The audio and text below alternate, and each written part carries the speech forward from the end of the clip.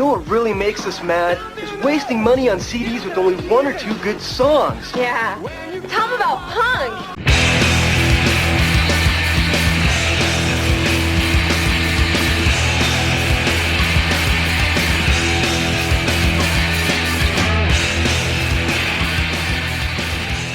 What's up, posers, and welcome to Punk Lotto Pod. I'm your co-host, Justin Hensley. I'm your other co-host, Dylan Hensley. And normally, this is the show where we choose one year at random and select one punk, hardcore, emo, or punk-adjacent album from that year to discuss. Except today, we are doing a Masterpunk Theatre, where we chose one year at random and selected one punk or punk-adjacent film from that year to discuss.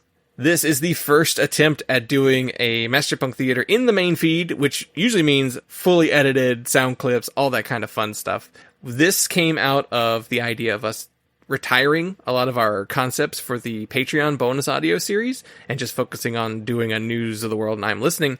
And so we had all these other like gimmicks and ideas that we wanted to do, and our buddy Dave Brown recommended that, why don't you just do those in the main feed? I was like, oh, you know what? That'd be pretty good. So the idea is every 10 episodes, we will do one of those gimmicked up episodes, and we'll do it in the main feed. So we got 9 more to go before we think about the next one. But I'm kind of excited to do this. We haven't done one like this before. I really like the Masterpunk Theater gimmick. I always enjoyed doing them. They do require more prep work, which can be difficult some weeks. And like, there's been a lot of times in the past where like, oh, that's the next gimmick to do, you know, for the Patreon. And it's like, I don't think I'm going to have the time to like prep for the main show and also like watch a movie, make notes. And like, so we've had to bump it a lot in the past from our normal cycle. But I've always thought it's always been something that I've enjoyed doing and wanted to keep doing, because there's more punk movies that we can do. That being said, we have kind of burned some pretty big ones on the Patreon. So if you want to hear our thoughts on those movies, go sign up. Yes. Patreon.com/punklautopod is where you get access to all of our weekly bonus audio. And that includes all the past episodes of Masterpunk Theatre, where we've covered such legendary films as Return of the Living Dead, Repo Man. My memory's terrible. SLC Punk. We did High Fidelity, didn't we? We did High Fidelity. We did Tapeheads, which is another John Cusack movie, but that's not an important movie. Lots of different stuff. We've done some lesser known stuff. We've done some documentaries, not too many documentaries. Decline of Western Civilization is one of the big ones, though, that we've done there. We've done quite a few of the big ones. So whenever we pull this out for the, every 10 episode idea, or whenever we get back around to the Masterpunk Theater, if you're wondering why we skipped over some films, it's because we've done them already. So yeah, I mean, there's Class of 1984. There's Rock and Roll High School. Oh yeah, that'd be a big one. What's the Sex Pistols one? Great Rock and Roll Swindle. There's still quite a few that we could do. And Green Room. We could even do, Green Room. We could even do some of the other Decline of Western Civilization movies. Not technically punk. Yeah. At least not the second one, but... Yeah, and the third one I don't think is music related. Yeah. It's like homeless youths. It's like, oh, cool. Weird that you called this Decline of Western Civilization, but... Yeah, so a lot of that's there. You have to dig for that, but there is a collection that should have all of those together in one. So if you sign up for that tier, you should be able to find the collections little section there and find all of our gimmick shows together. And then last week we did a news of the world I'm listening, where we talked about the news stories. We talked about the news stories that happened in the last few weeks, as well as what we've listened to. We have our $5 producer tier, where you get your name said on the show every single week. So let's shout out our producers. Shout out to Dave Brown, writer of the newsletter Oklahoma Lefty. Shout out to Steve Long, host of the podcast Rebel Nerd Radio. Shout out to Zach in Oregon. And shout out to Jason W., writer of the newsletter Songs About Chocolate and Girls. We're coming up on that end of year time, so you should be seeing some content from those fellas as well. I know Dave and Steve have been working on their lists. I'm working on mine, so all that fun stuff. For the $1 tier, I didn't mention this. You should be seeing soon the best of 2025 content. I'm going to kick things off with the biggest disappointments of 2025, followed by the best songs of 2025, before I move on to the other formats. So those are at the $1 tier as well. $5 producers also get access to a once a month poll where you determine the episode that we are going to discuss for that month's producer audio, which we can go ahead and say it. The winner right now is Swizz with Dave. So that'll be a fun one to do. That should be in the coming weeks. And we have our $10 tier where you get to choose the album we devote an entire episode to. So Thank you all so much. Patreon.com. We appreciate all our patrons. And if you want to join the party, head over there. All right, Masterpunk Theatre was a more free-flowing version of the show that we did before. No notes. Usually we would take some notes as we watch the movies, but no, like, research done, essentially. Like, we would look at the IMDb and some stuff like that while we were talking, usually, but no written down notes for that. So this is a little bit different. We actually do have some notes for this. And today's movie was released in the year 1983, and instead of talking about the albums that were released in 83, let's talk about the movies that were released in 1983. I know I compiled this, but Dylan, do you want to guide us through this segment, since it's typically where you take us? Yes. So you put this together. I did. I'm pretty aware of most of these movies. So you said this before, and I didn't really do much digging to confirm, but like based on what I'm seeing on this list, 1983 is not a great year for film. I had a hard time kind of filling out enough movies from those categories. It's a year that like falls off fairly quickly once you get, 100 films deep on like Letterboxd. That's where I pulled all my stuff from. So yeah. I mean, that's not to say that there's not, fairly notable and even highly praised in movies, but drama, probably the biggest movie of 1983, Scarface. One of the biggest movies of 1983. Certainly one of the most critically well-regarded movies of 83. The Outsiders, which is based on the book. Great movie. Still, like, stacked cast. Like, everybody in that movie is someone famous. Yeah. Rumblefish, which I've never seen. No, that was a Matt Dillon movie. Yeah. It's also based on an S.E. Hinton novel. So, Outsiders and Rumblefish, same year. Both double paychecks, double Matt Dillon, S.E. Hinton. Yeah, synchronicity. Risky Business, the Tom Cruise. Yeah, where he's the shirt, no pants, socks, sliding in the hallway, old time rock and roll movie. That's all I know about that movie. I know that's not what that movie is. It's like they say it's like a drama, a comedy, and like a romance too. I don't know what that movie is. I've never watched it. I find Tom Cruise so unappealing. Yeah, in general, he is. I just have no interest in his filmography. I've seen so few movies that he's in. Yeah, I don't want to. Like, I have no interest in them. There's a handful of movies he's done that I actually do enjoy. War Games, you put that under drama. I don't know where to put that one. I feel like it's like a kind of actionless action movie. Yeah. It has the feel thriller? of an 80s action movie. A thriller. Yeah. You can call it a thriller. It's a pretty dumb thriller. I love that movie, though. Do you want to play a game? I love it. I mean, this is Matthew Broderick, like, peak Matthew Broderick. This is around the same time he was doing all his other big movies. So I love this movie. Yes, it's silly, very silly. But I wonder if I watched it now. I haven't watched it in a long time. But if I rewatched it, how much of it I would go, oof, that's still happening. That's weird. The Right Stuff. Mm-hmm. The astronaut movie. Space movie. Mm-hmm. Never seen that one. Me either. I haven't seen most of those. Actually, there's a lot of these I haven't seen, but under comedy, we've got Trading Places. Yep, that is it Dan Aykroyd and Eddie Murphy? I think the white guy is Dan Aykroyd in that movie. Aykroyd. Yeah. John Landis directed. Yeah. A Christmas Story. Mm-hmm. Came out in 83. Annual viewing for me. Does TNT still do the 24 hours of Christmas Story? They probably do. Does TNT still exist? Yes, TNT does still exist. Oh, probably. I don't know who else would do it. TBS. Signed the rights away. I don't know. Maybe.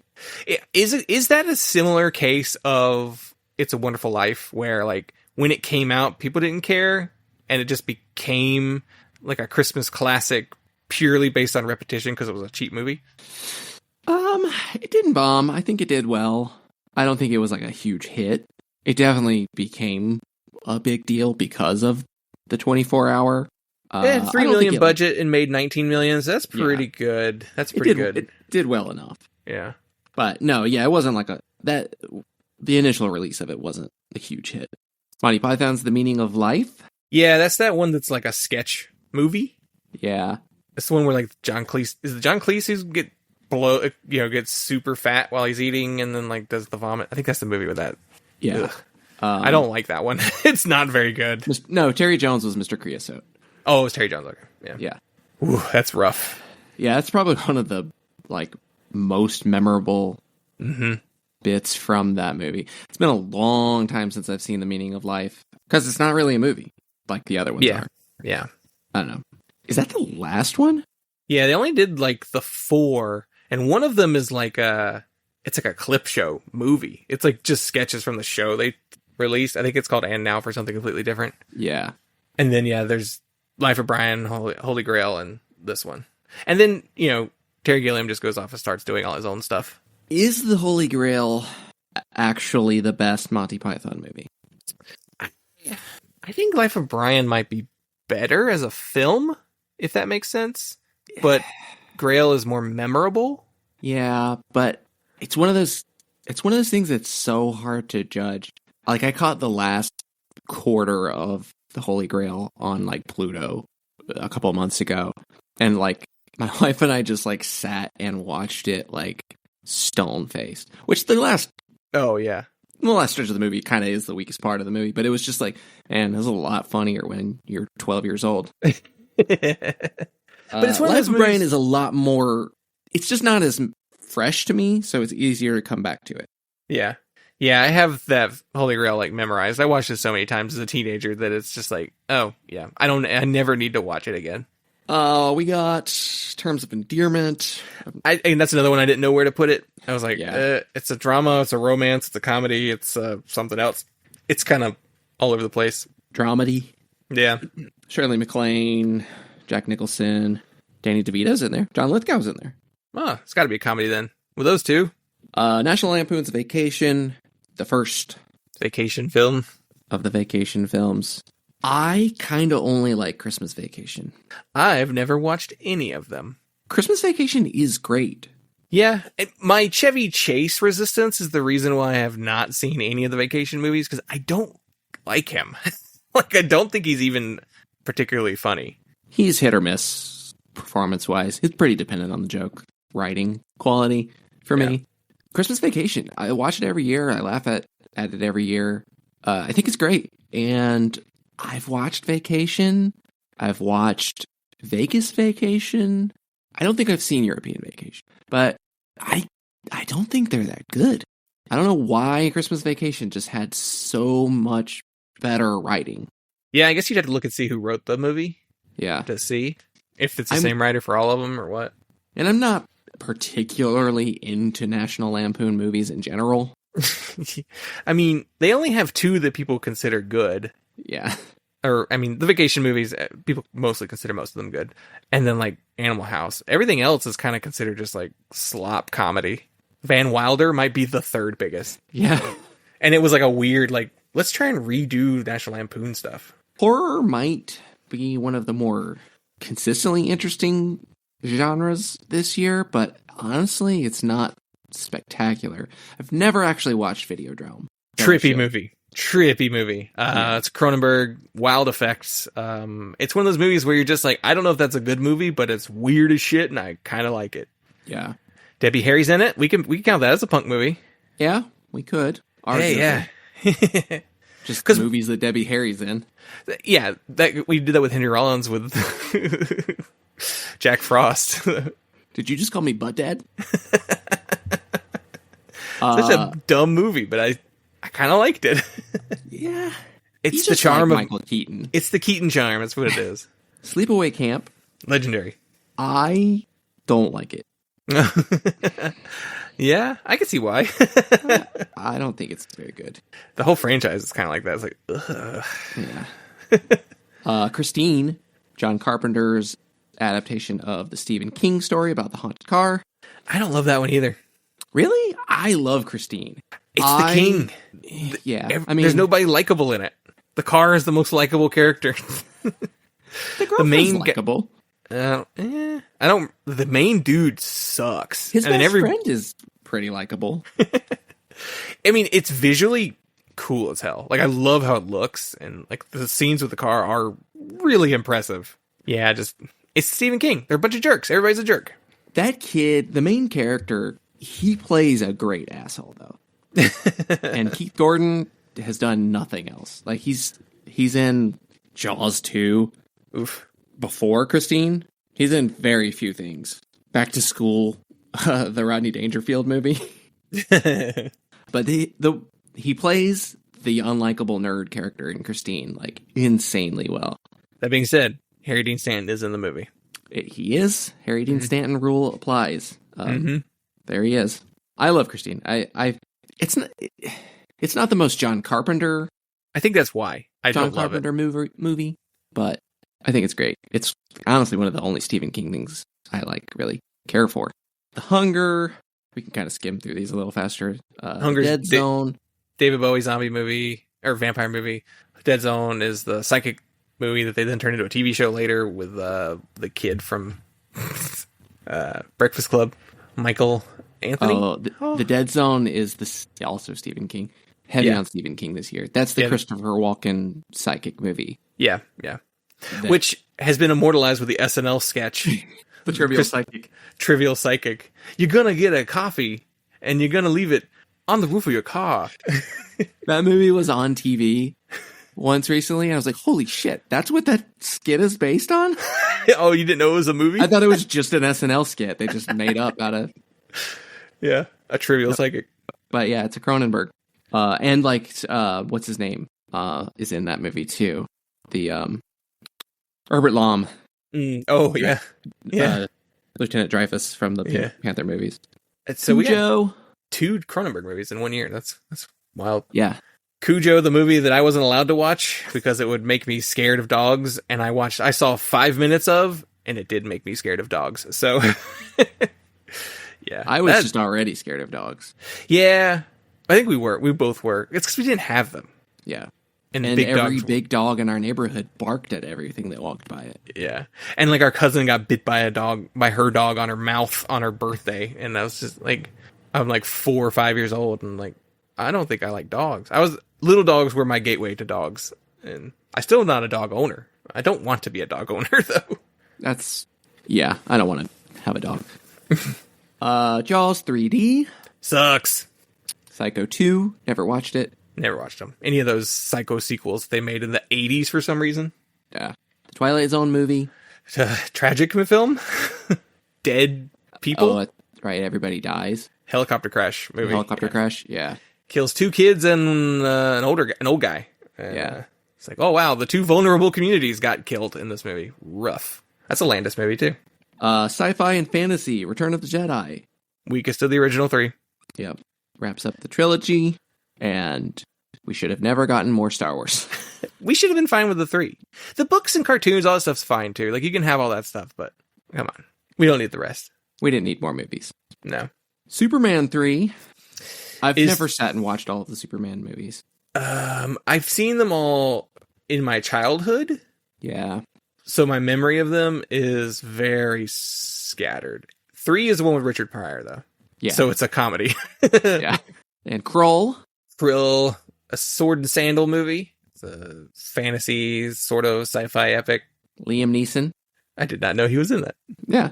I think I've seen, like, parts of Krull. I used to get Krull and Kull mixed up. Yeah. But they came out, like, a decade apart. And, like, Kull is, like, Kevin Sorbo doing, like, a Conan knockoff. Which is like, Hercules is already a Conan knockoff. You're typecasting yourself, Sorbo. That's fine. We don't need him. And then action movies, we've got Octopussy. And Never Say Never Again. 2 James Bond movies in 1 year. One is Dudley Moore. The other is the returning Sean Connery. They're both not considered very good. Yeah.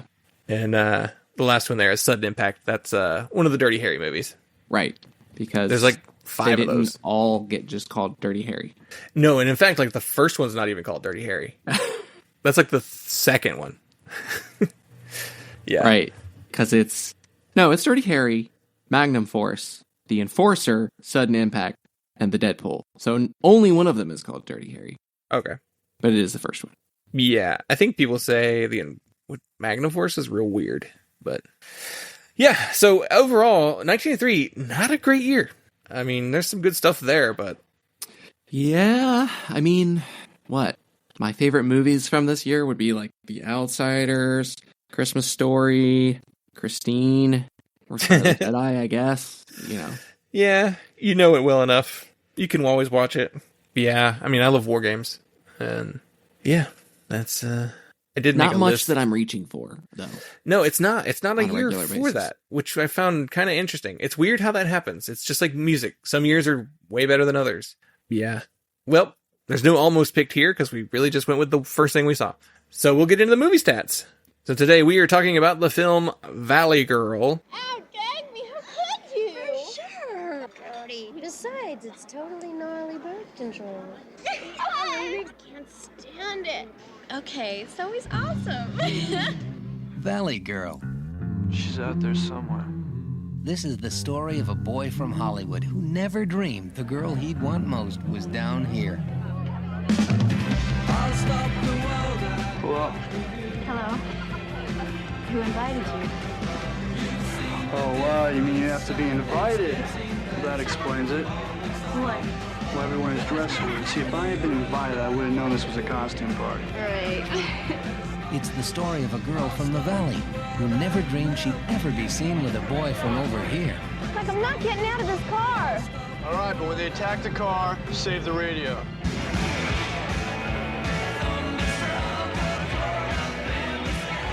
So when can I see you again? I'm here with you now. I know. This is the story of Randy and Julie, the way they come together, and the people who try to pull them apart. Like, don't you think they have parties over there? Oh, where? At the zoo? This geek that she's with could scar her for life. God. Life? If you think she's confused, you should see her father. I'm together now. Be right there.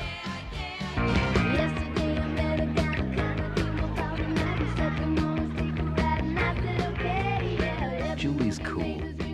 Randy's hot. She's from the valley. He's not. Valley Girl.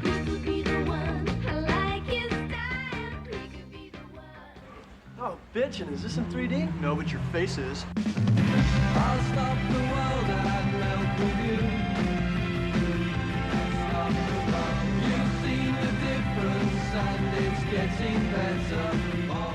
And it was released April 29th, 1983. It is rated R. It was directed by Martha Coolidge, written by Andrew Lane and Wayne Crawford. It stars Nicolas Cage as Randy, Deborah Foreman as Julie, Elizabeth E.G. Daly as Lauren.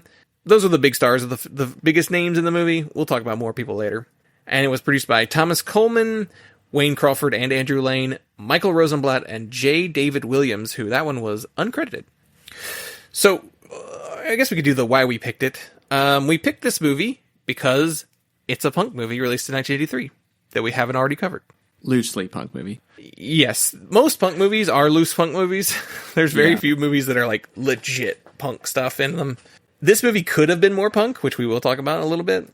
I did find it interesting. I read a trivia on IMDb that was like, interestingly, there is no punk music in this film. And they're like, it's all new wave and post-punk. It's like, well, post-punk is a punk subgenre, but I know what you're going for. Yeah. We went with it because, it's one of those movies that's classified as a punk. Nicolas Cage is a punk in the movie, so that's usually enough to get a movie to be classified as a punk movie. Oh, Emilio Estevez is a punk? Okay, Repo Man's a punk movie now. Though they do have like a scene at a show. Repo Man, I think, also in spirit is a lot more punk. It feels punk, yeah. Like, it feels like a punk made the movie, even if the guy wasn't. But he was kind of counterculture. But. Yeah. It's produced by Michael Nesmith from the Monkees. Proto-punk. Yeah. I mean, Minor I Threat guess. covered the Monkees. Sure, yeah. People, yeah. Punk. The DC punks were into the Monkees. That's true. It's simple music. I think that's why. But yeah, so it's Mickey Dolenz has a pretty hard-ass voice. And then, it's got a soundtrack that's pretty well known. Honestly, a lot of times when we pick these movies from Masterpunk Theatre, it's just because it has like a decent soundtrack that has punk adjacent music on it. And we'll talk about the soundtrack a little bit more, but that is the main reason. We have a punk character, we have punk adjacent music, and it is a notable film, somewhat. It's notable for who's in it, really. But. Yeah, there's a big reason that it's notable. There's one big reason that it's notable. So, any personal experience with this film? I've never seen it before. I have never seen it before. I've never really heard much about it. I just kind of knew that it existed, and I knew what its what its claim to fame is, which we will get into at a certain point, because I think that's going to tie more into a particular chunk of this episode that I think we're going to spend some time on. But the only other fact or detail that I know about it is that I knew E.G. Daily was in it, which E.G. Daily, if you're not familiar, if you don't recognize her name, is Dot in Pee-wee's Big Adventure. She is the voice of Tommy Pickles from the Rugrats cartoons. She's done a lot of voice work. Yeah. And I have a little bit more of that, too. I kind of went through what everybody had done up to this point and some stuff they did after. And I have seen her in person. She did introduction to Pee-wee's Big Adventure at a screening that we went to. Oh, that's cool. I love E.G. Daily. She came out and talked about the movie really briefly. Yeah. Okay, the also rans. This section, I compiled this too, and I basically have it two different ways. One, punk or punk adjacent films, and then others are just music kind of centric movies, but not necessarily musicals, because musicals are its own thing. But movies that have very prominent soundtracks or a musician theme throughout the film, that's going here. So we'll do the punk movies first. So I might have to guide you through some of this a little bit more. But I can see a line.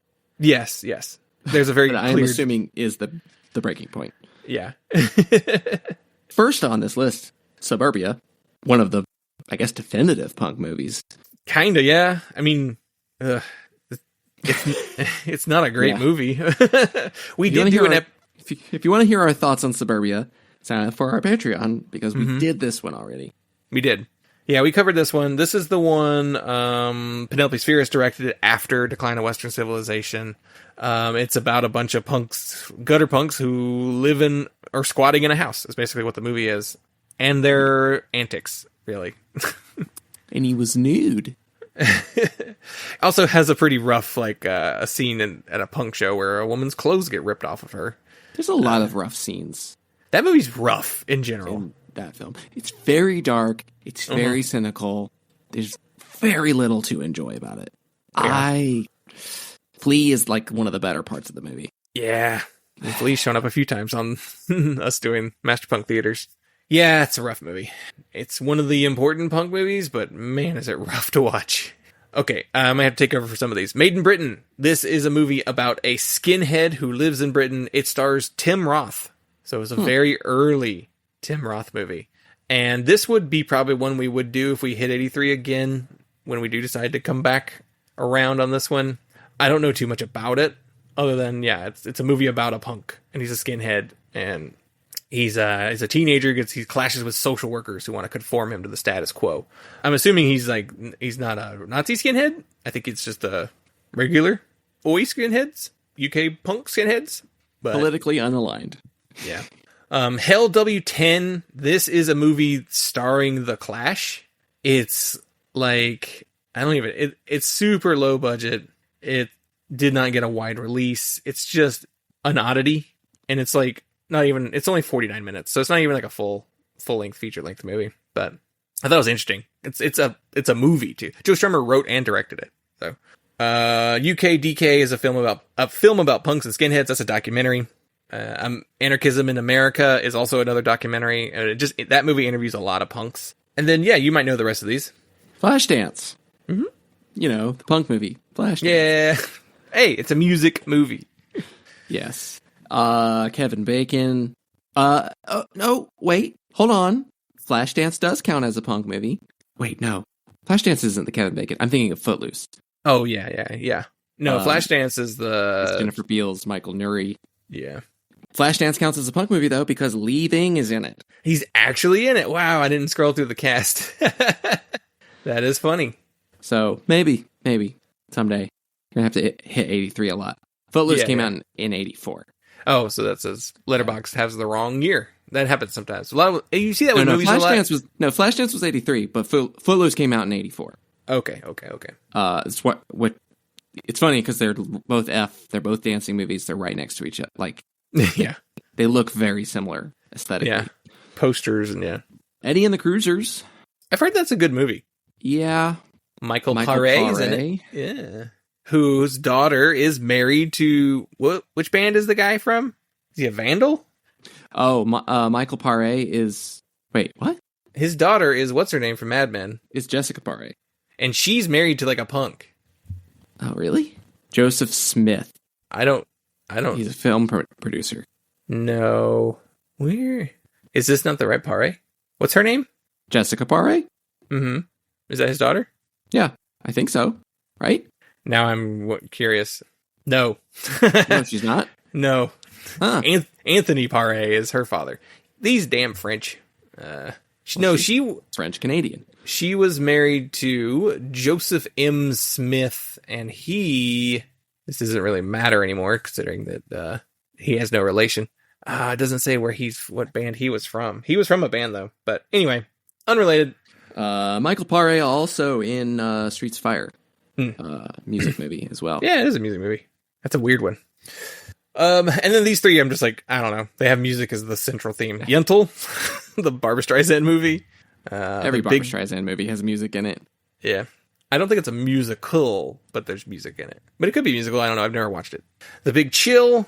That's like a 50s throwback movie, which says the soundtrack apparently was massive. Like that soundtrack is still big today. Like it's still considered like a big one. It's just like a 50s nostalgia film. And Rock and Rule is like this random animated movie. It was weird. I was looking at animated movies too from 1983. There's nothing you've heard of. You'd think that there would be like a Disney or a Warner or something that you maybe have. The only Disney movie you've heard of is Mickey's Christmas Carol, which is not a full-length movie. So it's like a TV movie. The other movies are like Barefoot Gen, which is a anime. Fire and Ice, which is that Ralph Bakshi movie, but it's like that's for adults. That's not for kids. Huh. Rock and Rule is one of these. Yeah, there really no is Disney. Not any cartoons from '83. Yeah, it's weird. Strange. A Daffy Duck movie. Yeah, and Daffy Duck's Fantastic Island. Yeah. A feature-length compilation of Winnie the Pooh shorts. Yeah, it's not a good. It's not a year. It's not a year for anything. It seems like. Okay, let's get into the production of this film. So in 1982, Frank Zappa released a song with his 14-year-old daughter, Moon Unit Zappa, called Valley Girl. If you've never listened to any of our Patreon Masterpunk Theatre episodes, the Zappas come up a lot. They keep coming up because like Moon Unit and Dweezil like appear in like multiple movies that we've covered. I don't know why the Zappas keep popping up. I mean, they were in LA. They were music related, so like anything I could see like, yeah, we're in it too. It's like, what? Okay. Yeah, for some reason, the Zappas tied to so many movies we've covered. The song was released on Frank Zappa's 35th studio album, Jesus Christ, Ship Arriving Too Late to Save a Drowning Witch. It's not even an album I've ever even heard of. Too many Zappa records. The song itself is satire of the San Fernando Valley teen culture and the Valley Girl stereotype. For sure, gag me with a spoon, all that kind of Valley Girl stuff. A lot of that is in that song and carries a lot of the stereotypes forward. This is his only top 40 hit, and Zappa actually pursued the idea of turning this into a film and was approached by various different producers. So the producers Thomas Coleman and Michael Rosenblatt, who did this film, had only produced another film prior to this called The Day the Music Died in 1977, which was a documentary, and they approached Frank Zappa to see if they could get the rights to produce the film. But he declined, and they decided to continue with the idea anyway. So we have co-executive producer here, J. David Williams. He is uncredited.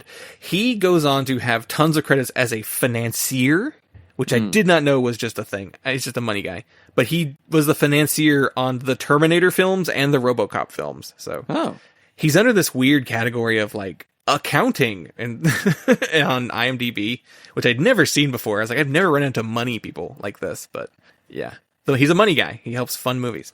Director Martha Coolidge was known as a documentary filmmaker prior to this. She had released her first feature, which was a true crime documentary in 1976 called Not a Pretty Picture.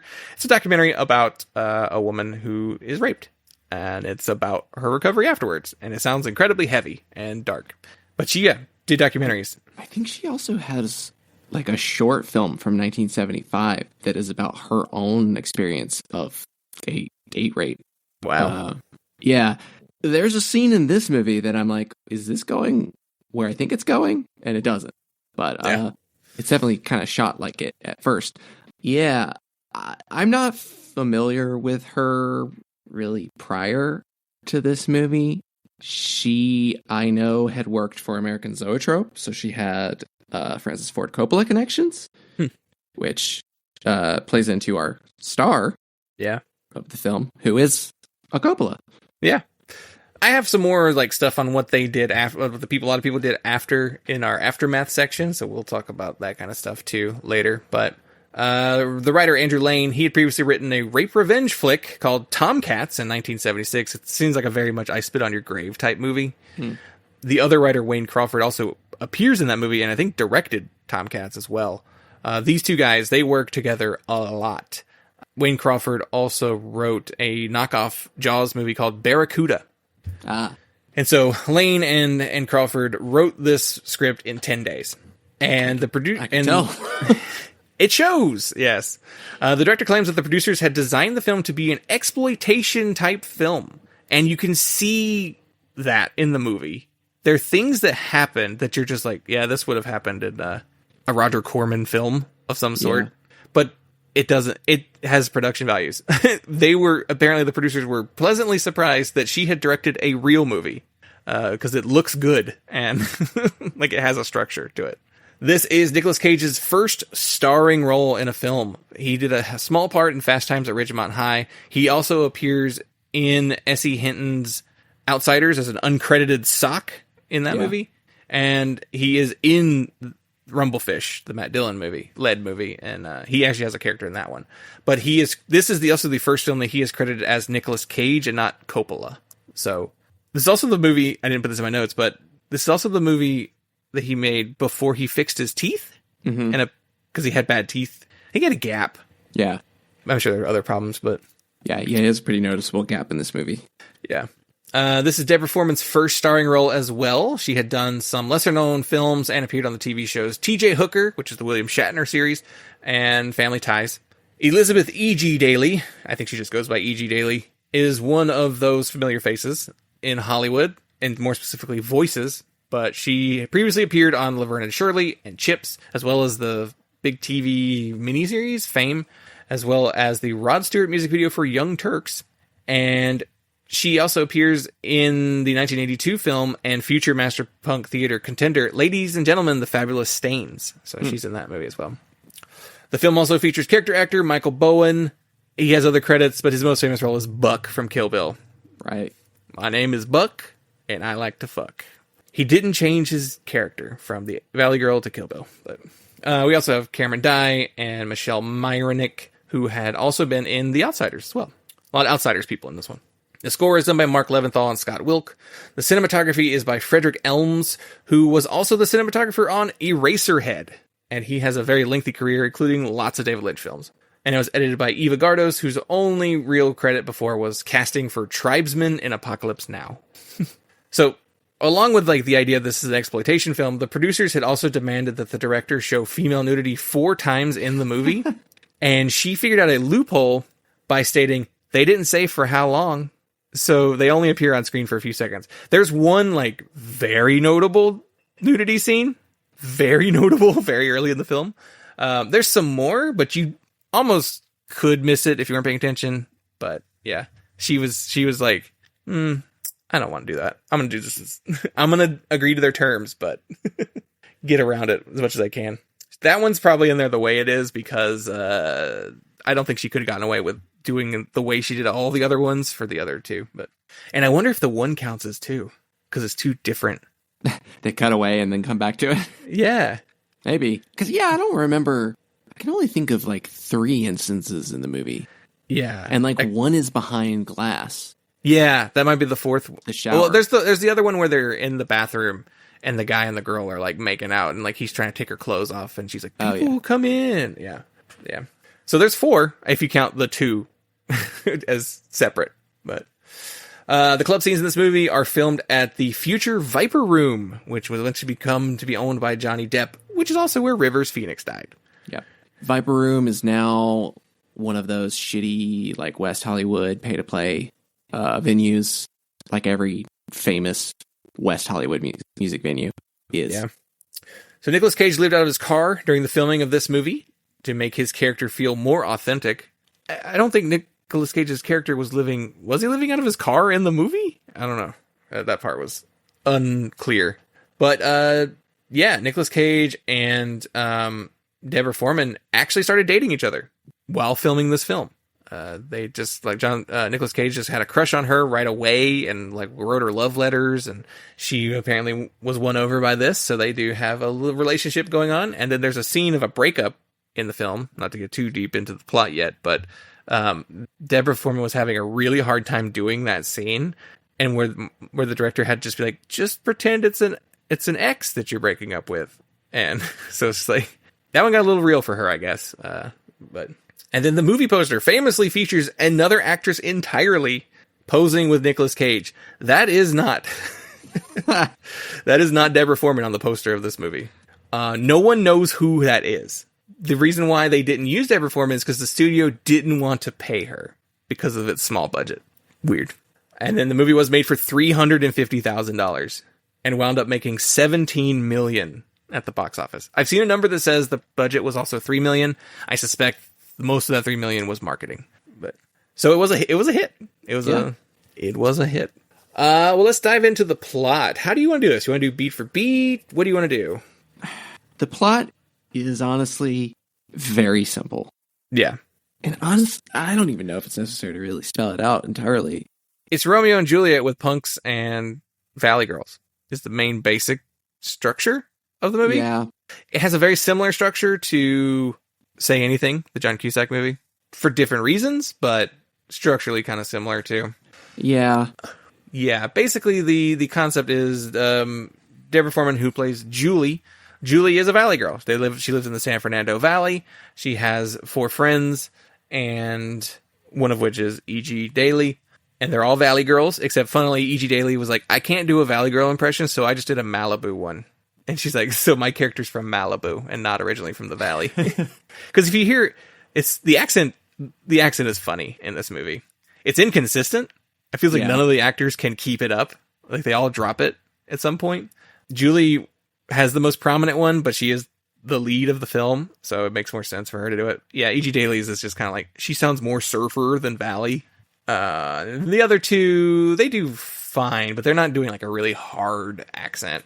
But yeah, she's social, she's popular, she's one of the Valley Girls, she's like a popular girl at school.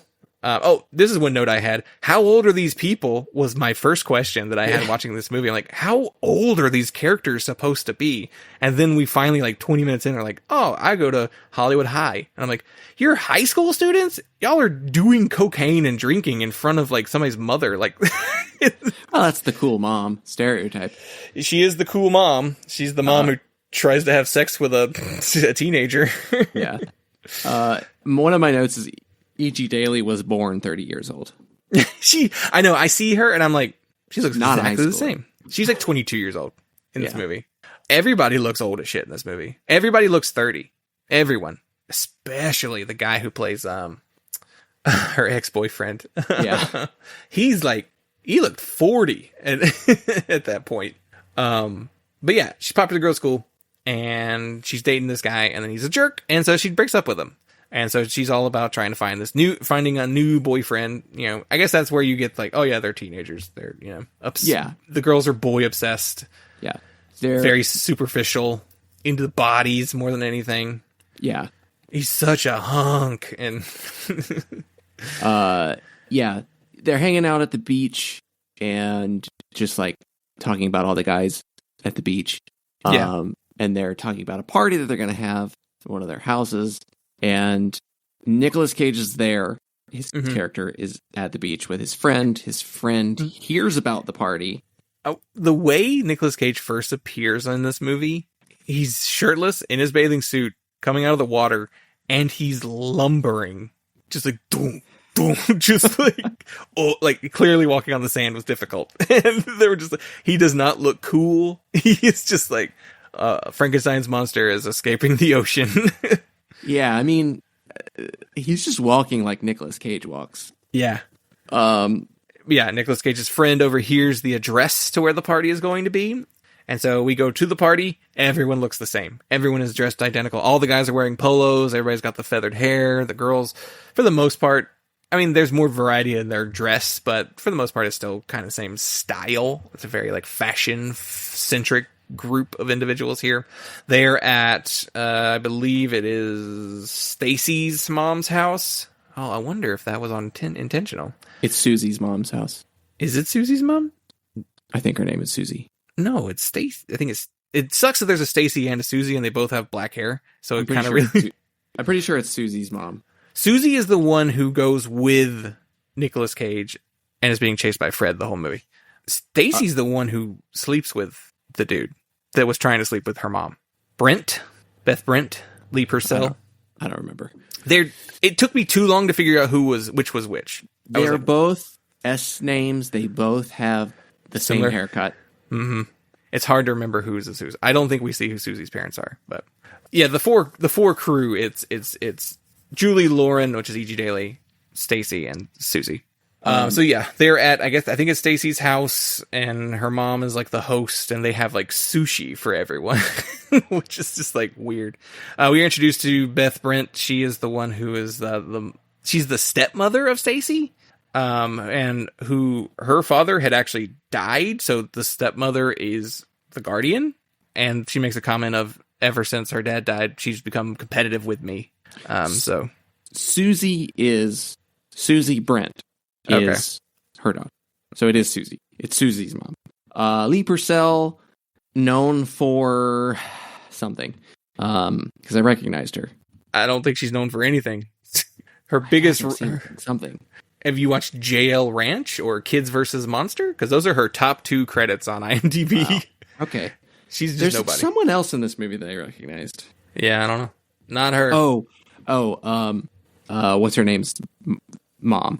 The main character, mom. Oh, Julie's mom. Colleen Camp. Sarah Rich. Colleen Camp. Yeah, I know Colleen Camp. Colleen Camp is in. She's in Clue. Clue. She's the waitress. Their maid in Clue. She's Wayne's World. The wife of. Oh yeah. Doyle Murray. Yeah. Mrs. Vanderhoff. Yeah. Yeah, she's been in a bunch of stuff. Yeah, she's got a pretty lengthy career. Yeah. So yeah, the punks then crash the party. Nicolas Cage and whose name is Randy and Fred. Fred is played by Cameron Dye. Cameron Dye he's not known for much else either. Like he did some TV. Like he's in The Last Starfighter. But he's like an episode of Frasier, an episode of Bones. Like he doesn't have a super well-known career, but sorry, I just saw this trivia. More Coppola connections. Colleen Camp was previously, she was a bird trainer at Busch Gardens before she was noticed by an agent and cast on a TV series. A scene in the restored Apocalypse Now uses her bird training background, apparently. She must be in Apocalypse Now. There's a lot of Coppola connections with this movie. Yeah, and they feel more accidental. I don't think they're on purpose. So yeah, Randy and Fred show up to the party. And then clearly there's a connection right away between Randy and Julie, which Tommy, Julie's ex, doesn't like. But this is also after the scene. Okay. I forgot this part. They start off with the beach, and then one of my first notes is, wow, E.G. Daily in a bikini. And then you get way more E.G. Daily much later. Not even much later, just a few minutes later. Yeah. She is one of the nudity scenes. And it is, wow, that was jarring. I was not expecting that. Oh, no. I did not expect that. I think the scene where they're at the beach and Fred is trying to convince Nicolas Cage's character to go to the party. He's like, I don't want to go to the Valley. Yeah, they're Hollywood guys. They're West Hollywood guys. I love that line because I was just like, yeah, I don't want to go to the Valley. Anytime my wife wants to do something that's in the Valley, I'm like, it's all the way in the Valley. Yeah. So Lauren, E.G. Daily, kind of briefly hooks up with Tommy, Julie's ex. They're like making out. He like rips her shirt off or open, and like they're getting hot and heavy. And then she's kind of like, "Wait, does this mean we're going steady?" And he's like, "What? No, I'm still heartbroken over being dumped." And so then she kind of stops things there. And then there's a lot of stuff where I'm like, 80s date culture is real bad here. I don't like how a lot of these scenes are going. Fortunately, none of them really get there as far as like assault levels, because that would change the movie entirely. Yeah. Yeah, it's not like Revenge of the Nerds, Animal House. Yeah. Or even 16 Candles, where like Yeah. they give the drunk girl to the other guy, the nerd. It's like, what is wrong with this decade? Yeah, the treatment of women in this film, not great. So Tommy gets mad, punches, beats up Randy, kicks him out. Then Randy and Fred go back because Randy's like, no, I gotta talk to that girl. And so they go back. He like sneaks in to the upstairs and then hides in the bathroom. And I think he's just waiting for Julie to come into the bathroom. This was a risky move on his part because it's breaking and entering and hiding in the shower. It just seems like very like, oh no. And it's a kind of funny montage of all like the different people that come into the bathroom while he's waiting. Yeah. It's just like he's having to listen to people pee and like trying to hook up with each other and like probably doing drugs in the bathroom. Yeah. There's one where they're smoking weed in there for sure. Yeah, so he hangs out in there for a while, and then finally Julie comes in, and he comes out.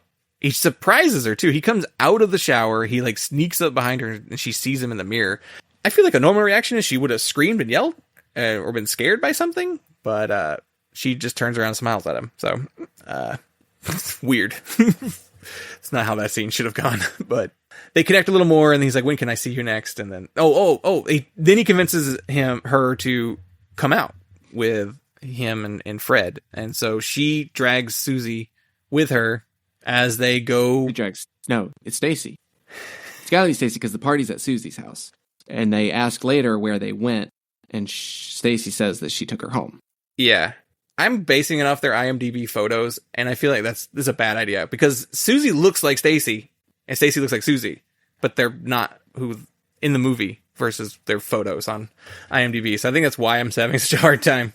But yeah, so they drag Stacy as she's like basically to be with Fred is the idea, I guess. Julie just wanted somebody to go with her.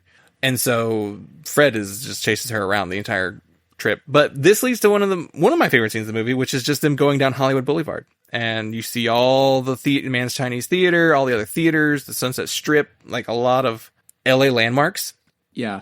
They're all over the place. There's no real continuity between the Strip and Hollywood in the way that these different landmarks are edited into the film. So it kind of makes it seem like if you actually know the geography of it, it makes it seem like they've gone up and down Sunset multiple times.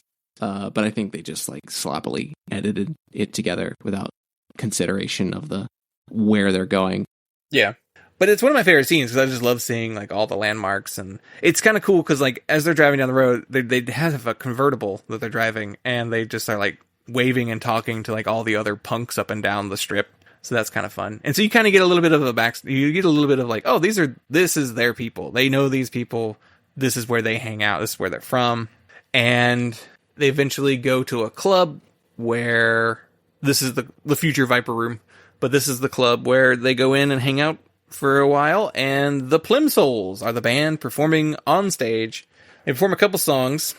That Million Mile songs is great. They play it twice in the movie. We had done it on a chart dive, on one of our Billboard chart dives, and we watched the video for that one, and I remember thinking then, I was like, this song's great, and then it popped up in this movie, and I was like, God, that song is good. I don't think I would care about any of the other Plimsolls music, but this song is so good. They had that one. Yeah, I mean, the other stuff wasn't bad, but it wasn't anything. It wasn't punk music either. So we're in this like supposed punk club, and the punk band on stage is the Plimsolls. Yeah, the Plimsolls are doing like mod rock. Like almost. Yeah, they're wearing like they're not wearing suits, but they're wearing like jackets and sunglasses, but there's also a little replacements in their sound too. That might be a little It's kind of early for replacements. I mean, they're from California. They would be part of the Paisley Underground scene. Yeah. Just kind of like generally power pop with like a retro aesthetic. Do you know what the band who was initially asked to be the band at the bar was? X. Which if it had been X, then it would have made sense as a punk club. You know, like, yeah, X would have been a very punk choice for this film. X was asked to do it. They turned it down because I think they didn't like the script. which if they were proposed a script for an exploitation film, that's probably why they were like, oh, we don't want to do this. Yeah, I mean, I can't imagine that the script, because like if you actually look at the plot of this movie, if somebody hands you that script, it seems pretty dumb. It seems kind of pointless. Yeah. And like, yeah, I could definitely see them just like reading the script and being like, this sucks. So much of what makes this movie work is the filmmaking and the performances. Yeah. The story is not good, honestly. No, it's a super duper basic story. So yeah, they hang out the rest of the night, and then Julie gets dropped off at home by Randy in the morning. It's like daytime. And then we have met her parents before this, but this is where we really kind of get to know the parents a little bit more.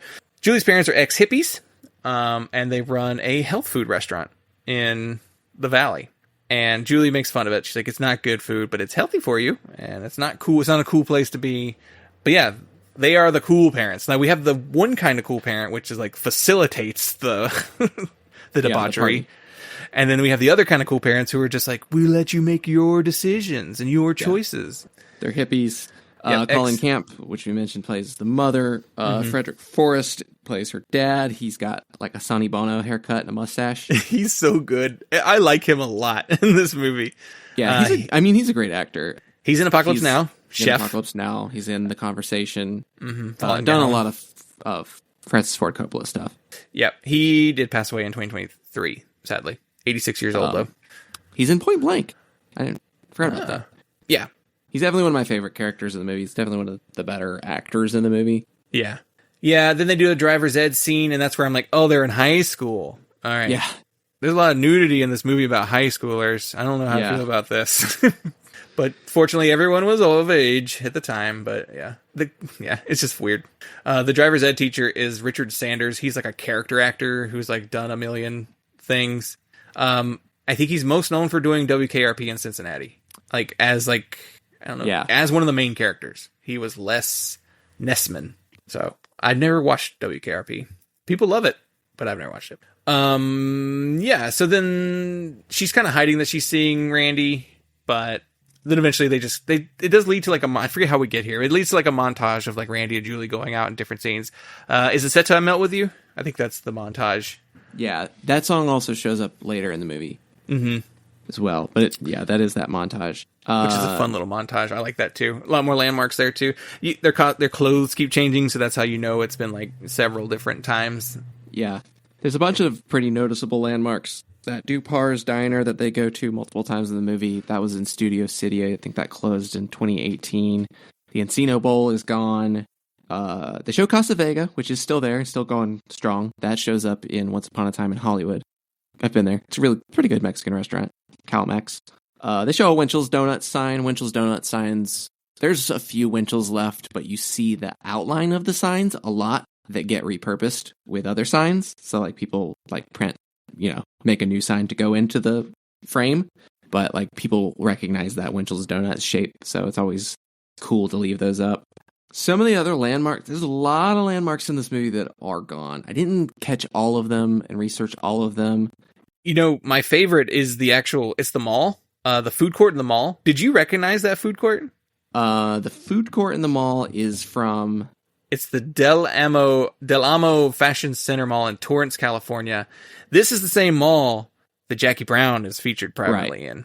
I recognized it immediately when I saw that food court with all that weird, like wooden, like arching above it. It's like a weird food court. It's like an elevated food court. And I saw that and I was like, holy shit, I know that food court. that's the one from Jackie Brown. Yeah, they used the Del Amo Fashion Center Mall, which I'm pretty sure is remodeled at least. It says the north half of the mall, where most of the movie scenes were filmed, was torn down and replaced with a more upscale version of it. So yeah, my guess is that food court's probably not there anymore. Yeah. They also filmed some mall scenes at the Sherman Oaks Galleria. There's the escalator shot, I think, is there at the Sherman Oaks. And that building was damaged by an earthquake and torn down and rebuilt into another building. Yeah. The exterior shots of the club are not of the Viper Room. The interior shots are of the Viper Room, but the exterior shots are some other location somewhere Is there a Roxy there? Because it looks like that's the building they're going into. It says Roxy on it, maybe. But maybe it does. No, they don't go into the Roxy. You do see the Roxy when they're doing the Sunset Strip portion. You see the Rainbow and the Roxy because they're right next to each other. Yeah. Those are still there. I guess this is also where they kind of squeeze in the scene with Stacy's mom. I can't remember. Susie's mom. Susie's mom. It's not Stacy's mom. Stacy's mom, the song was written about Adam Schlesinger's friend's mom. Oh, okay. There was his friend's mom that he had a crush on. Weird. And he gave it to Bowling for Soup? Fountains of Wayne. Oh, they're the same band to me. So yeah. Anyway, Susie's mom then, gets some groceries delivered by Trip, who was one of the boys at the party that Susie was interested in, and basically seduces him, basically implying that this is not the time, but the time will come or something like that. Yeah. Real cryptic. It's a very Mrs. Robinson situation. Yeah. We can wrap that story up too. So basically there's a scene later in the movie where Trip just comes into the house, just enters the house, and is like, oh, he's like, this is crazy. He's saying like it to himself, like, this is crazy on the way upstairs. He goes upstairs and then he sees someone in the shower, which he probably is assuming is Susie's mom, Beth. And then they do a scene, I guess then the reveal is like they eventually start like going at it. And you don't see anybody's face, and then until like the door opens, and it is actually Susie's mom opens the door, and he was hooking up with Susie, which is what Susie wanted. I guess Trip was whatever is available. I guess weird. Yeah, and then we get a scene where like he calls trying to talk to her mom. Yeah. And Susie answers the phone, and Susie's like, "Well, you can come over. My mom's not here." And he's like, I don't want to. And then he shows up, and then still goes for it. I guess when a naked girl comes out at you, you're and you're there for that boy, and you're trying to hook up with somebody. Yeah. We get no closure on the mom angle. None it's just whatsoever. done. It's just dropped. Yeah. Entirely superfluous. Unneeded. Makes it creepy for no reason. It is the exploitation aspect of the movie. Yeah. That's where you can see like the bones of like that exploitation movie that was gonna happen.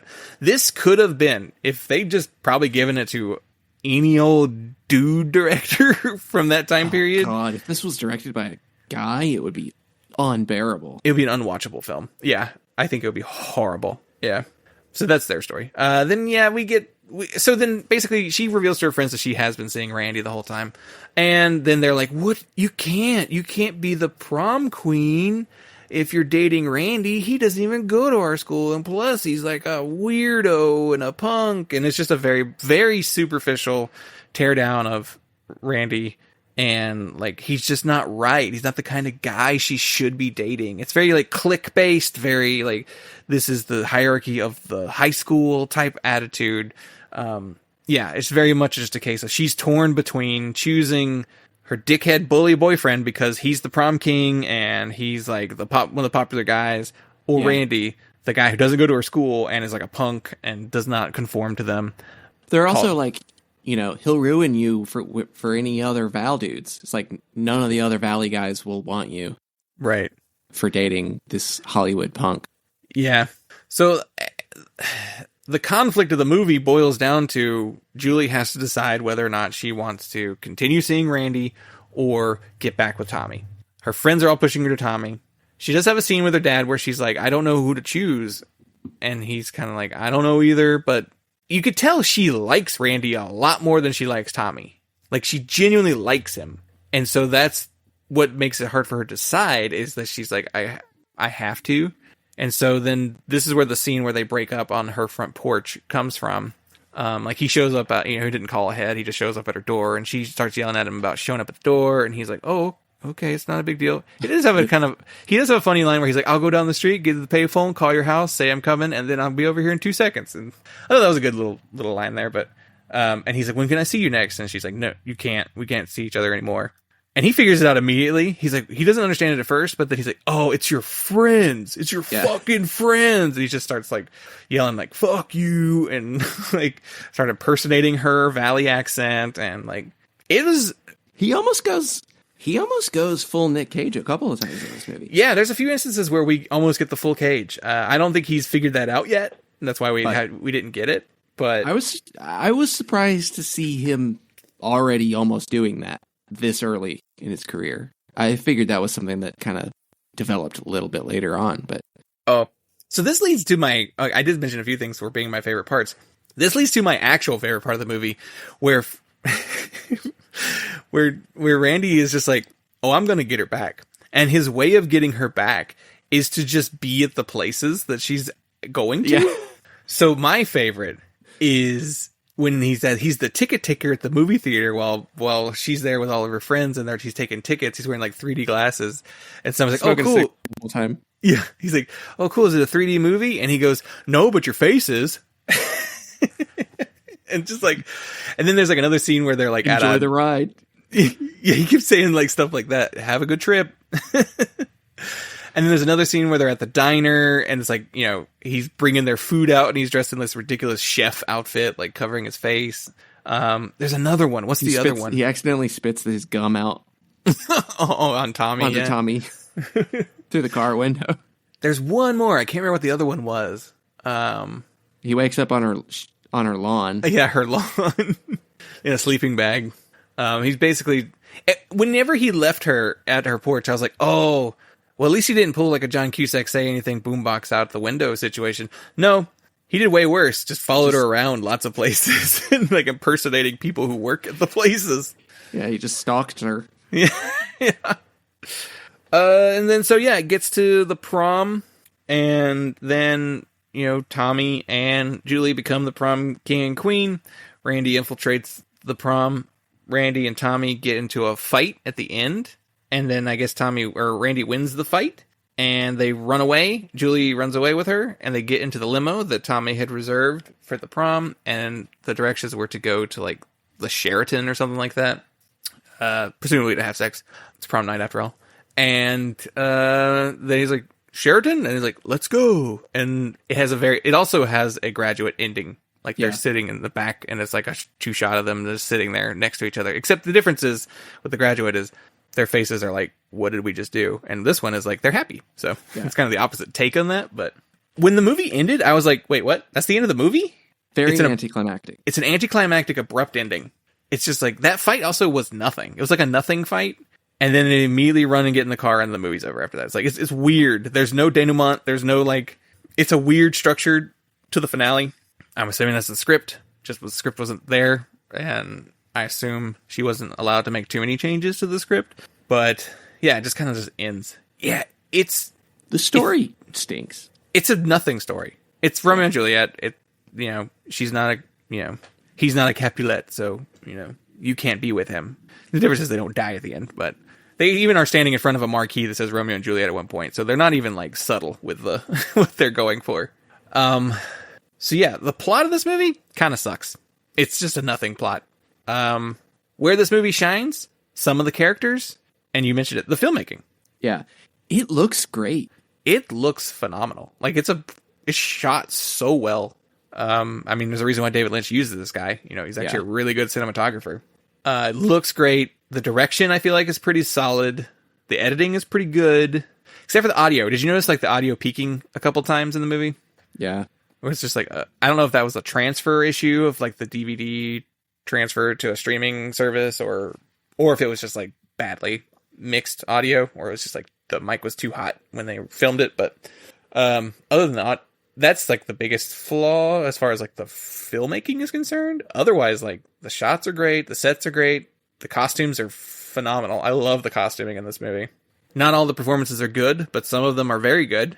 Nicolas Cage is definitely one of the standouts. He's pretty good. He's not in it as much as I thought he'd be, though. Yeah, honestly. I mean, I know Julie's the main character.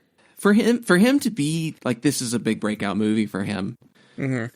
I kind of expected more from him. I think his performance is good in the whole movie. I prefer younger, earlier Nick Cage stuff. Yeah. generally. I think there's a point where he just like kind of becomes too self-aware of himself as an actor and like needing to always try to perform himself in every movie.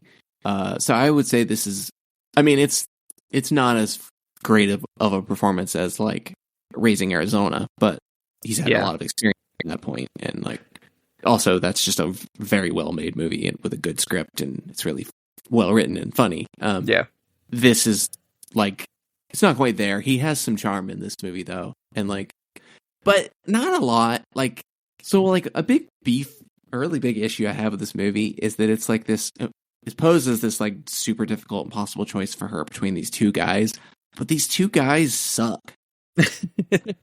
Yeah, because that is, Randy he's the punk, but he's a high schooler punk who is saying like, you're just all conformists, you all just do the same. He's like kind of mean to her, like about like they go to that club in the beginning of the movie, and he's like he's already like insulting them and being laying into her, and making fun of the Valley and all of them. It's just kind of like, I mean, he was kind of right. He was right about her friends, at least as far as the like, you got to conform to everybody and that kind of thing. Yeah, because otherwise I'm like, I don't know what she's seeing other than he's just a big goof. Like, that's like the only thing that he kind of really shows personality-wise. Like a sweet, lovable goof who's a punk. So he's got shitty punk politics. But yeah, he doesn't do a lot. I think Julie is not very good in this movie. I mean, she's okay. She's fine. It's not a great performance. Not an amazing performance, but it's fine. It didn't like really take me out of the movie at all, but no, but her face kept reminding me of Laura Palmer in Twin Peaks. Like, she looks a lot like, is it Sherilyn Fenn? I think it's her name. Let's see. But yeah, she looks a lot like Laura Palmer in the eyebrows. She's very gummy though. Did you notice that? A lot of gum. Sherilyn Fenn. No, Sherilyn Fenn was Audrey Horne. It's not Madchen Amick. That's Shelley Johnson. Cheryl Lee. Cheryl Lee. That's right. Yeah. Not Sherilyn Fenn, but Cheryl Lee. Yeah. They have very similar eyebrows. And then, the support, like, E.G. Daly's great. She's really funny in the movie. Yeah. She always makes all these jokes. Like, she makes lots of dick jokes in the movie, which I thought was pretty funny. The biggest one you've seen in your hand. She's really funny in it. I feel like her story goes nowhere too, because like she has that whole scene with Tommy where they're like making out and like about to go all the way, and then they don't, and then you get like hints of her being like, "Do you want to get back with Tommy?" Kind of like, "Are you going to are you going to have a good time being with Tommy again?" Like, it's kind of like but then we don't follow that up at all. Like, it's just kind of dropped too. There's a lot of things that are just dropped in this movie, including Fred. He just disappears for a big chunk of the movie. Yeah, then he comes back at the end and like, sets up the whole prom thing. And his big plan is that they just go to the prom. Yeah, he's like, "What's the next step?" He's like, "We're in it." It's like, that's it? It's like, yeah. Who is the guy who meets him in the alleyway after he's like drunk? Is that Fred? He says something about Bailey. Is there somebody named Bailey in this movie? Maybe was not. It him that shows up?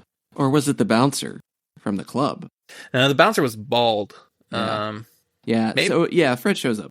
Okay. Fred Bailey is his character. Oh, Bailey. Okay. He is Fred Bailey. Okay. Because they don't have last names on IMDb. So yeah. I liked Fred. I liked Julie's dad.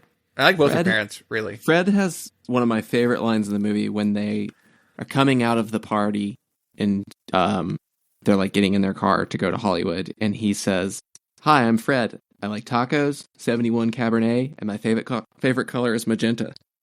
And then he goes like, "What's your sign?"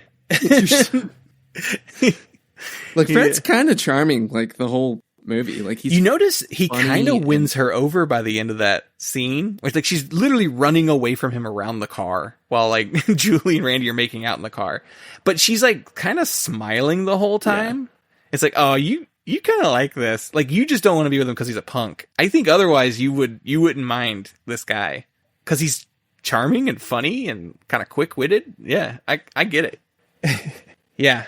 Man, we didn't even touch the music. So the music in this movie, there's a lot of music in this film. we mentioned the X part. So the Plimsolls appear in the film as themselves performing in 2 different scenes. They are playing there again later.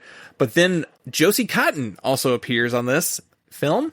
Josie Cotton is famous for her song, Johnny Are You Queer? Which I think we talked about also on a chart dive as well. Yeah, which they play in this movie. They play the song in this movie. I was reading about that song because I was like, has she apologized for the song? Like, what? So there are several readings of that song. The initial surface reading, one, the song was attacked for being pro-homosexual by right-wingers, which I was like, what? That's not really what the song says at all, but okay. It just mentions gay people, and that just means it's promoting it as really, I guess, back then it's a don't ask, don't tell situation. Just don't even talk about them. The other is that it comes across as this, you can't, if you don't like me, you must be gay. Yeah. It's like the thing. And Josie Cotton has said that she's had several fans approach her throughout the years saying that this song made them come out of the closet. Huh. And the reading of the song, which I think might actually be the accurate reading, is that this character is so self-absorbed and cannot understand why that Johnny would not be into her. He's got to be gay. So it's a song that's painting her in a negative light. It does not come across that way when you listen to the song just straight ahead, though. No, it doesn't. It's like, it might be too smart. I think the problem is it's too catchy. So it just really just come across as making fun of gay people, really is what it feels like. Yeah. But I don't think that was the intent. I think it is. The joke is on her. He's not interested in her, so clearly he must not like girls, is a deliberately, laughably arrogant premise. Yeah. Is what a review says. So I do think that might be the intention of the song. And the Go-Go's apparently played this song. It was written for them, and they turned it down. Probably because they're like, I don't know, I don't get it.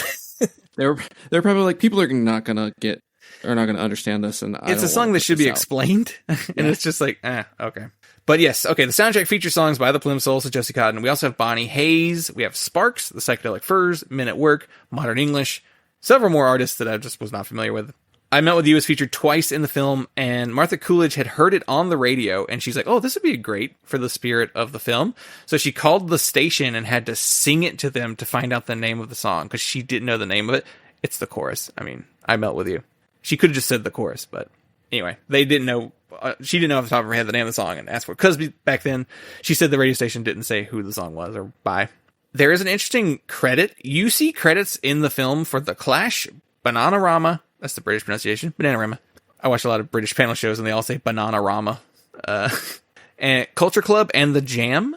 But the rights were not procured and the songs are actually replaced in the movie with other songs. So they still wound up in the credits, but they're not actually in the movie. I wonder what songs those would have been, but... A full soundtrack had been planned by Epic Records, but was canceled due to the label unable to get the rights to everything that they wanted. And a 6-song mini soundtrack was made by Roadshow Records called The Best of Valley Girl, music from the original motion picture soundtrack. It features the Bonnie Hayes, Josie Cotton, Sparks, and Plimsolls songs on both sides of the record. So it's the same record on both sides of the record, pressed on both sides. But it's only like 6 songs. There is a UK version of the album that was released that features the Modern English, Psychedelic Furs, and Men at Work songs, as well as a few more. And then in 1994, Rhino Records put out a version that features most of the songs from both the mini-album, the UK soundtrack, and some tracks that didn't make it into the official soundtrack, so some of the songs that were played. Rhino then followed that up with another version called Valley Girl, More Music from the Soundtrack, that features more songs from the movie, as well as the songs that were credited in the credits that aren't actually in the movie. So they put those Jam and Clash songs on there. There's a Japanese version that has those too, which makes me wonder if that Japanese version was they just went to the credits page and just put every song in on the album. But musically, it's pretty good. Music is a big part of this movie. Yeah, I Melt With You and Million Miles Away are doing a lot of heavy lifting though on the soundtrack. Yeah, being featured very prominently twice in the movie, almost in full both times. Yeah. I think it is a music-centric film like that. But a lot of the stuff is just like, the payolas and who else is on this soundtrack? Felony. It's like a lot of artists I'm just like, I don't know who Gary Myrick is or I don't Pat Travers. Like it's got they clearly couldn't afford, there's just not enough money, I guess, there. They just couldn't afford the songs they really wanted to use for the soundtrack.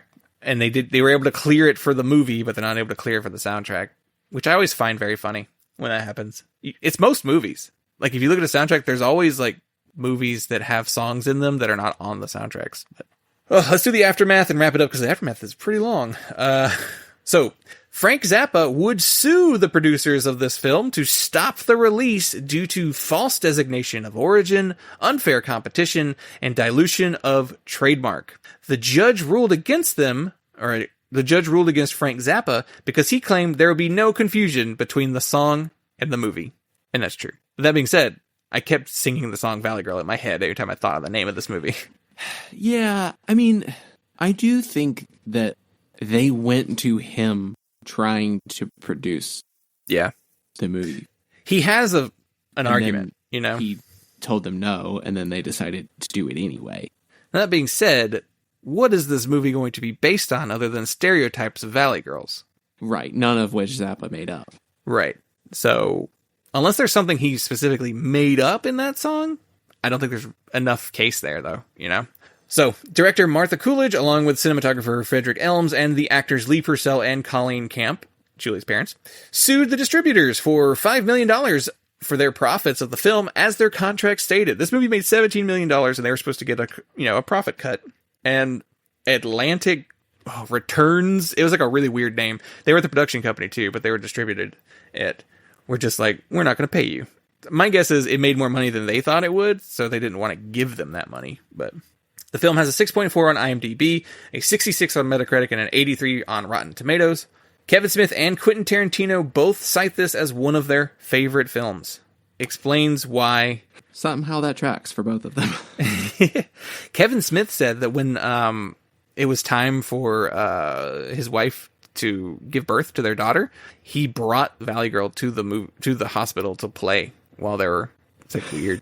We gotta watch Valley Girl while you're pushing out our daughter.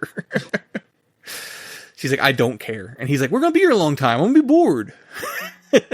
And he probably picked a movie he was super familiar with, because if he misses it, it doesn't matter. He knows it, you know. But still, it's just like weird. Yeah. Tarantino says it's like his favorite rom-com or something like that. And he obviously liked the movie to the point where he brought in Michael Bowen to play the federal agent in Jackie Brown in the mall. The same mall. He put him in the same mall in the movie. Though funny, yeah. So Martha Coolidge, she goes on to direct Real Genius with Val Kilmer in 1985. She also directs Out to Sea, which is a Walter Matthau, Jack Lemmon movie from 1997 that came out after both Grumpy Old Men movies, and, you know, Odd Company is where they started working together the first time. So I did not know that they had done like another movie together like that. And then she pivots to directing smaller films in the 90s, and then going to TV and directing episodes of the TV shows Psych, Weeds, CSI, Huff, and Shark. She becomes just like a procedural TV director.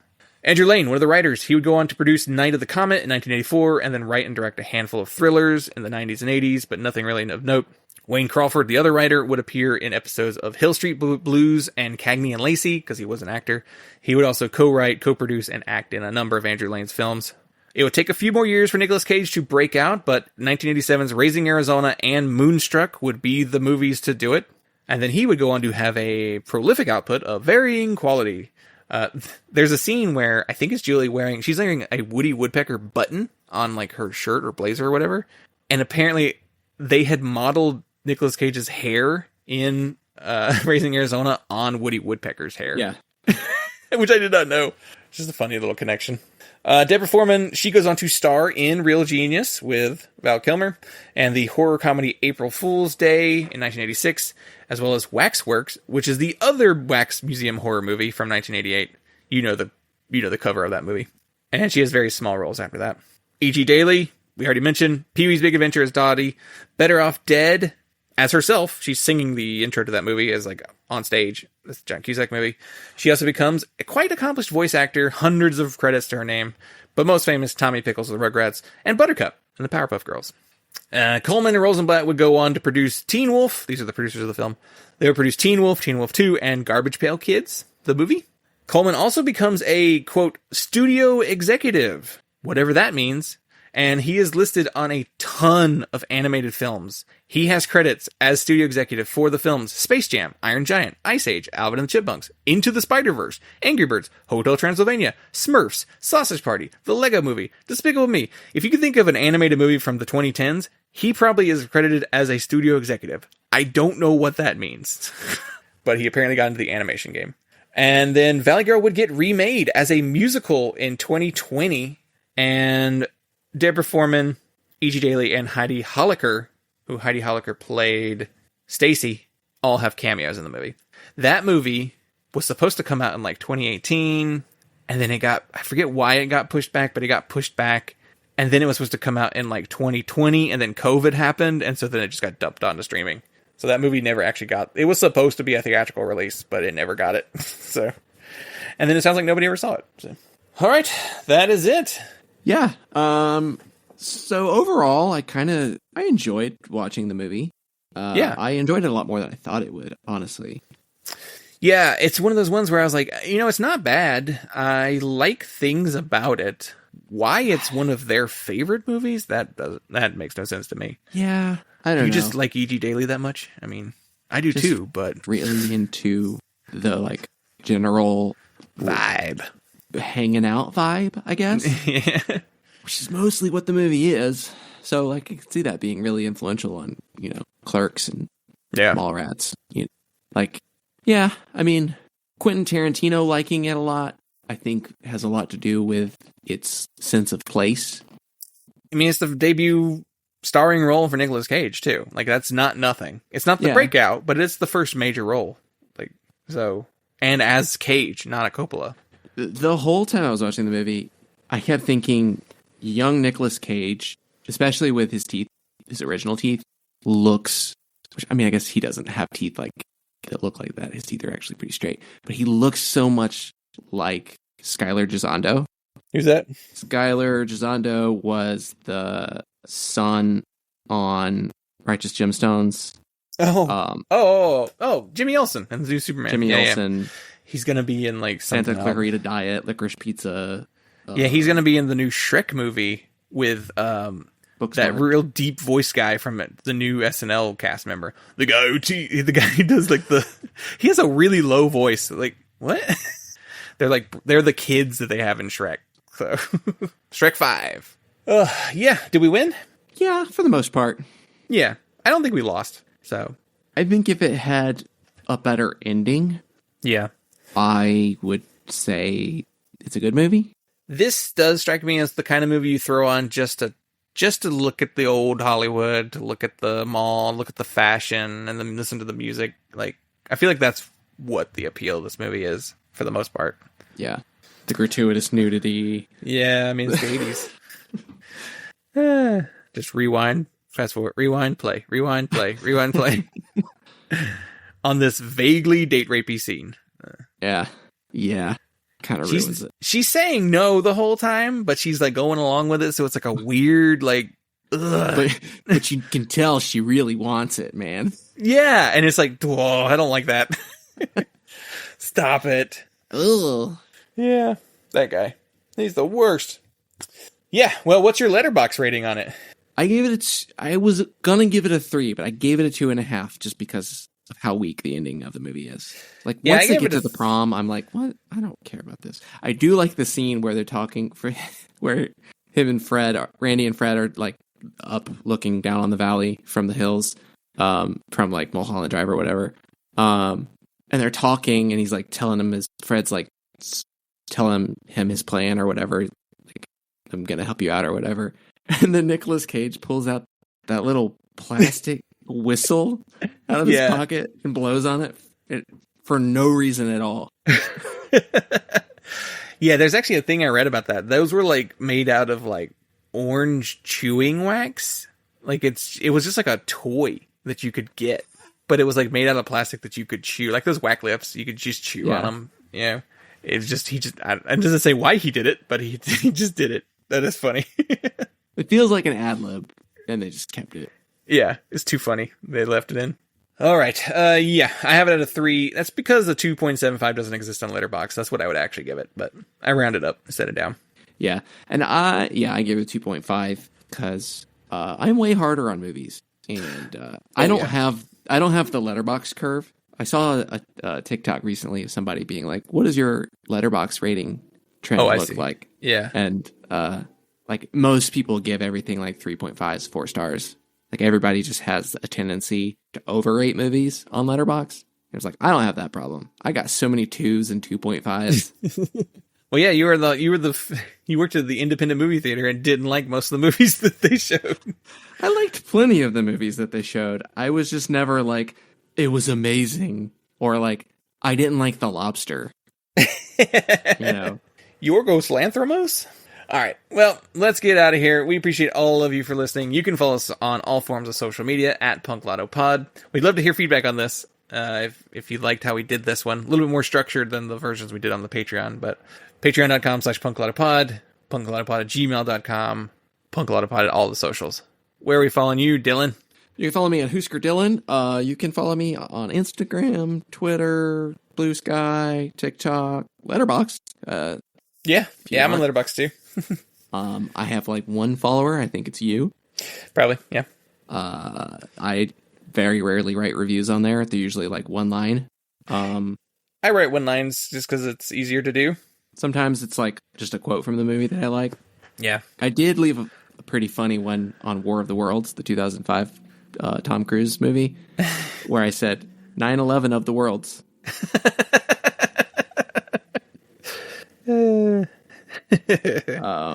But yeah.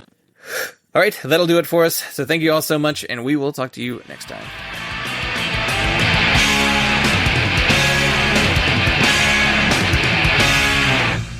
To order Punk, call the number on your screen. Rush delivery is available. Remember, this special offer is not sold in stores.